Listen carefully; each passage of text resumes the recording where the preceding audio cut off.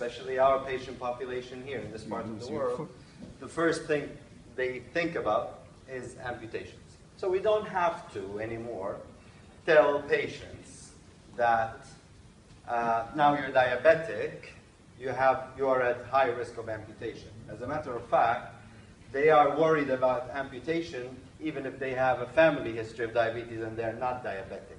So there is a little bit of over-anxiety about diabetes and about amputation. And this is where we come in and we have to narrow down and identify the patients who really are at risk of amputation and try to prevent amputations.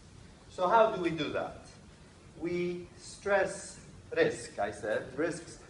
Patients who are at risk of developing, so a diabetic foot disease, to define it, we use the International Working Group on the Diabetic Foot definition, which is a good definition because it narrows down our target patients. That way we are more effective.